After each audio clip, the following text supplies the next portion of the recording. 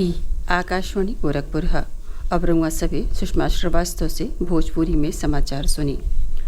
प्रदेश के 7वां और आखिरी फेरा में पूर्वांचल की 13 लोकसभा सीटें वाराणसी, गोरखपुर, महाराजगंज, कुशीनगर, देवरिया, बांसगांव, घोसी, सलेमपुर, बलिया, गाजीपुर, चंदौली, मिर्जापुर और रॉबर्ट्सगंज में शांतिपूर्ण ढंग से वोट पड़ल। यही के साथ सोनभद्र के दुद्धी विधानसभा के उपचुनावों संपन्न भइल। प्रदेश में 7 फेरा में भइल एह लोकसभा चुनाव के रिजल्ट 4 जून के घोषित हुई। भिन्न ही 7 बजे से वोट पड़ल शुरू भइल। अंतिम सूचना मिलने तक जितना भी मतदाता बूथन पर लाइन में लागल रहले उनसे मतदान करावल जा रहल हुए। प्रदेश के मुख्यमंत्री योगी आदित्यनाथ आज अपने गृहनगर गोरखपुर के कन्या प्राथमिक विद्यालय में वोट डरलें। आज प्रदेश के जौन 13 संसदीय सीटिन पर मतदान हो रहल बाटे ओइजा कुल 144 उम्मीदवार चुनाव मैदान में हुए। एमे 134 पुरुष और 10 को महिला उम्मीदवार शामिल हैं। वहीं सोनभद्र के दुद्धी विधानसभा उपचुनाव में 6 गो उम्मीदवार चुनाव मैदान में बने।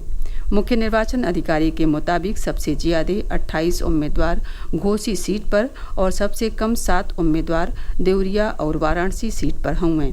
ए फेरा में प्रदेश में 2,56,56,877 मतदाता हुए।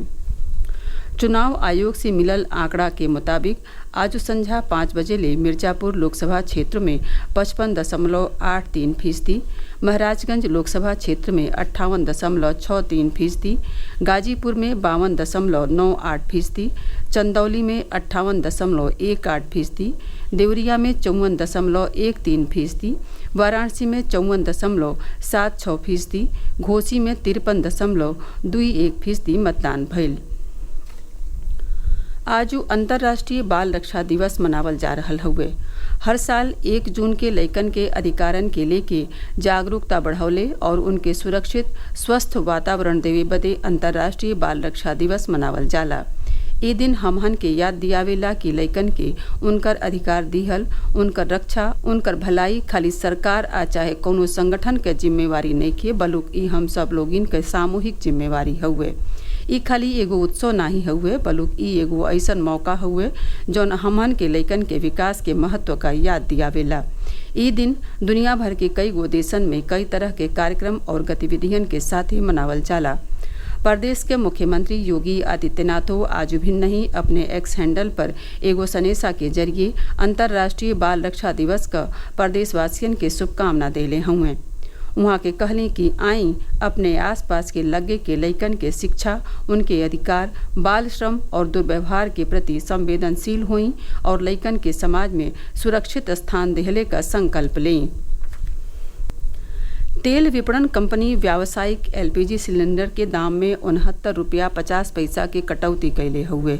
इंडियन ऑयल कारपोरेशन बतौलस कि दिल्ली में एगो व्यावसायिक सिलेंडर के दाम 1,676 रुपया हुई। यह सिलेंडर अब कोलकाता में 72 रुपया, मुंबई में 69 रुपया 50 पैसा और चेन्नई में 70 रुपया 50 पैसा सस्ता मिली। एकरे अलावे विमान ईंधन के दामों में 6.5% का कमी कैल गयल हुए। मुख्यमंत्री योगी आदित्यनाथ पूरा प्रदेश में पड़ रहल भीषण गर्मी और लू के प्रकोप के नाते जुड़ते जरूरी कदम उठौले का निर्देश देले हुए। मुख्यमंत्री कहले कि गांव होखे आ चाहे शहर, कौनहू जगह ही बिना जरूरत के बिजली कटौती नाही होखे के चाही। जरूरी होखे तो अतिरिक्त बिजली खरीदले का इंतजाम कइल जाओ। वहाँ के कहले कि पियले के पानी का आपूर्ति तय रोस्टर के मुताबिक कइल जाओ। पानी के कमी से बहुत ज्यादा प्रभावित इलाकन में टैंकर के जरिए आपूर्ति सुनिश्चित करावल जाओ। श्री योगी कहलें कि बढ़त तापमान के देखत आम जनजीवन, मवेशियन और वन्य जीवन के सुरक्षा का पुरहर इंतजाम कइल जाए। एकरे सतही सज्जो नगर निकायन, ग्रामीण इलाकन, सार्वजनिक जगहिन पर प्याऊ रखवावल जाए। मुख्यमंत्री कहलें कि लू के लक्षण और ओसे बचाव खातिर आम लोगिन के जागरूक कइल जाए। अस्पतालन और मेडिकल कॉलेजन में हीट वेव से प्रभावित लोगिन के जुड़ते इलाज कइल जाए। वहाँ की आग लागे वाले दुर्घटना के देखत अग्निशमन विभाग के निर्देश देने कि सज्जो जिलन में अग्निशमन केंद्र 24 घंटा सक्रिय रहे, जौने से कौनहू दुर्घटना से प्रभावी ढंग से निपटल जा सके। एकरे साथ ही भोजपुरी समाचारन का ई बुलेटिन पूरा भइल। नमस्कार।